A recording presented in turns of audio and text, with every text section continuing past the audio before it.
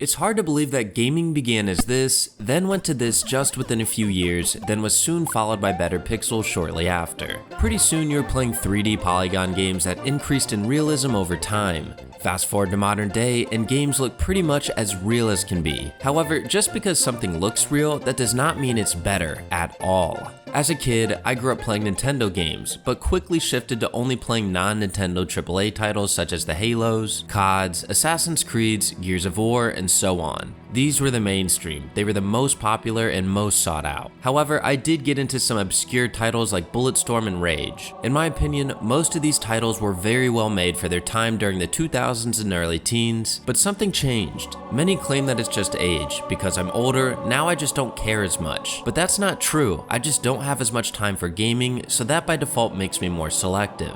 So in 2021, instead of choosing to play the new COD or the new Assassin's Creed, I decided to explore the gaming world further. And yes, I played Halo Infinite but quickly lost interest, and I also played Bowser's Fury. However, I'll speak more on Nintendo later as I view them separately when compared to most other studios. So because of the lack of interesting AAA games at the time, I picked up Hollow Knight, which was developed by 3 individuals, and Axiom Verge, which was made by a single person. I quickly discovered that pixelated 2D games can be just as immersive, fun, and replayable as anything a billion-dollar company can make. Although embarrassing, AAA games will continue to produce these lackluster titles because people buy them anyway. However, they're still losing lifelong fans like myself who have taken more interest in the ever-growing industry of indie games, which are continuously gaining more attention even from mainstream outlets. In my opinion, AAA studios will not change unless their bottom line is hurting, but there are a few reasons why I think they've seemed to hit a wall in creativity and why they're pushing unfinished titles. The 2000s and early teens were the prime of first-person shooters. AAA studios are the ones that innovated this formula, which really began with Halo and COD. Each new title at the time actually brought something different. It felt like they were making an effort to create a better game with each new release. Halo 3 amped up its competitive multiplayer while also remaining a casual game, and then Halo Reach really mixed things up.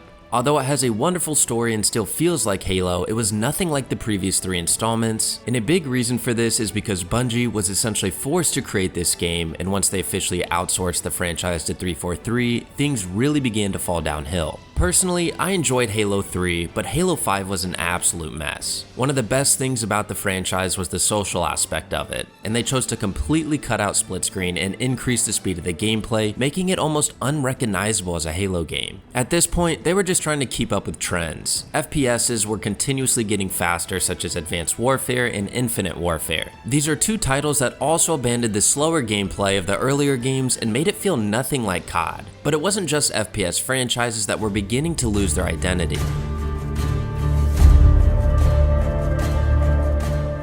Assassin's Creed piqued everyone's interest because, well, you get to play as an assassin. And this stayed true throughout most of the earlier games as it just felt right to play as an assassin during these time periods. However, by the time Revelations came out, it was clear the formula was growing stale, as Revelations didn't really offer much besides a new setting and didn't really differentiate itself. In my opinion, Black Flag is the best game of the franchise, but it never got better than that. They tried mixing things up with Unity and Syndicate, and they went a completely different route with Origins and all of the following titles. At this point, the franchise is hardly recognizable as an Assassin's Creed game. It just feels like an open world action game that takes place in different settings with large but empty worlds. Not only that, but they're again hopping on a trend that is happening with other large franchises. They're allegedly bringing things back to the roots with the upcoming installment Mirage, but to me this is just a marketing tactic. Call of Duty did the same thing by relaunching Modern Warfare and then Modern Warfare 2 because they realized their non-classic titled games were not getting good reception. Halo Infinite also did the same thing. They promised things were going back to the roots, and in all honesty, they did from a gameplay and story perspective. But Halo Infinite was released completely unfinished. There was no split screen, there was no Forge, and there were barely any multiplayer maps. Halo Infinite is not the only AAA game to be released with a lot of issues. Although I never played these titles, I'm aware that Cyberpunk 2077, Fallout 76, No Man's Sky, and most recently Fallen Order 2 were pushed to launch before they were ready. But why? Why would these billion-dollar companies release games before they're ready?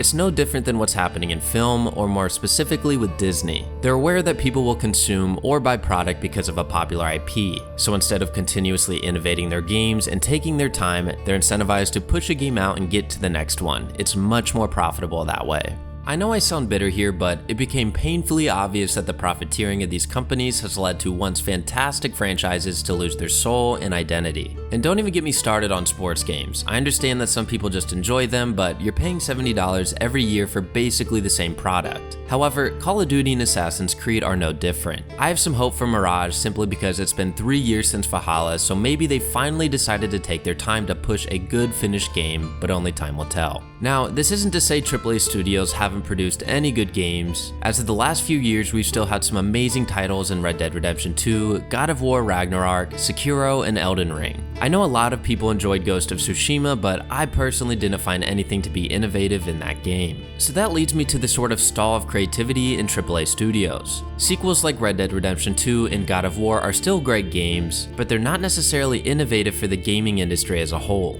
If you look at the late 90s and early 2000s, everyone was trying to do something different since games could now be made in a 3D space for the first time. The SNES produced plenty of innovative titles like Super Metroid, for example, but by the end of its life cycle, it was full of action platformers that were beginning to grow stale. I think we're kind of in a similar situation in present day. We have all these large, empty open world games, we have these rinse and repeat FPSs, and now everyone thinks all multiplayer games need a battle royale. However, some of these larger studios are at least trying to innovate, such as Sekiro. Sekiro showed me that I don't need a huge open world game for it to be fun. Sometimes a more linear title with some exploration and very skill-based combat can do the job. So now it comes to the positive side of this video. I find that indie games are the ones that are continuously innovating and experimenting with new concepts.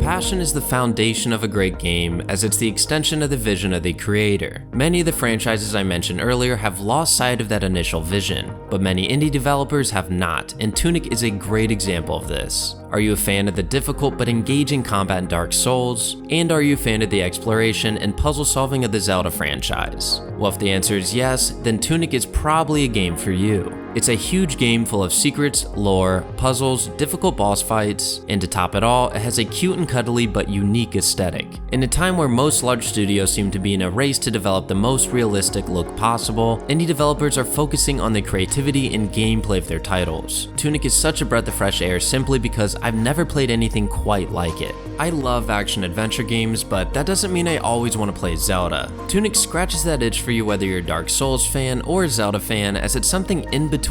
However, Tunic is just one of many examples of this. Another indie title that captured my attention for how interesting it looks is Cuphead. This match will get red hot. Now go!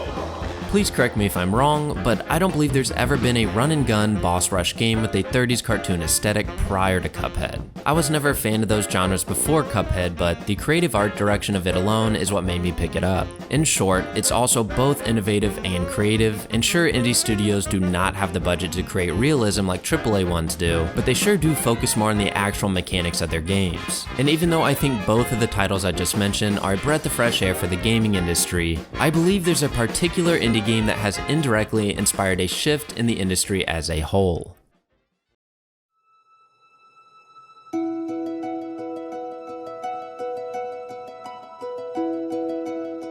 Hollow Knight was released in 2017 and caught people by surprise with how much quality content a team of 3 put into the game. It quickly became a favorite for many, and in my opinion, it really launched Metroidvanias to the spotlight in the indie community. Prior to Hollow Knight, the only notable Metroidvanias that come to mind are Axiom Verge and Ori, and although I find these both to be great, I don't think they had the lasting impact that Hollow Knight has had. Following its release, we slowly began to see other notable Metroidvanias come out, such as Blasphemous. But we also saw a general increase in indie Metroidvanias. Hollow Knight is an example of building a new foundation. It took the concept of a Metroidvania and then completely made it its own, and others have been following suit. Games like Haiku the Robot, Islets, Lone Fungus, and the upcoming Crowsworn have all taken ideas from it in one way or another. Now, this isn't anything new in the gaming industry. There are plenty of titles out there that have taken inspiration from other games. However, I don't think it's as common for an indie title to have such an impact on the industry as a whole. But I think with the mainstream attention and anticipation of its sequel SilkSong, the series has shown AAA studios that not all games need to be realistic, nor do they need to be in a 3D space to be successful. Although Nintendo wanted to make Dread in the 2000s, it was finally released in 2021 and showed the mainstream that 2D games not named Mario can bring an audience. And it's not just Nintendo doing this. Against all odds, Ubisoft is releasing its own Metroidvania in Prince of Persia: The Lost Crown. Just 5 years ago, there is not a chance anyone would guess that a studio such as Ubisoft would create something like this. But from my perspective in 2023, I'm not surprised. I believe these AAA studios are noticing the fatigue in their hyper-realistic games and their sequels, so they're now actually trying to do something different. And because Ubisoft is such a big company not named Nintendo, there is a chance it could introduce a whole new audience to Metroidvanias. This very well could be the beginning of a new era of innovation.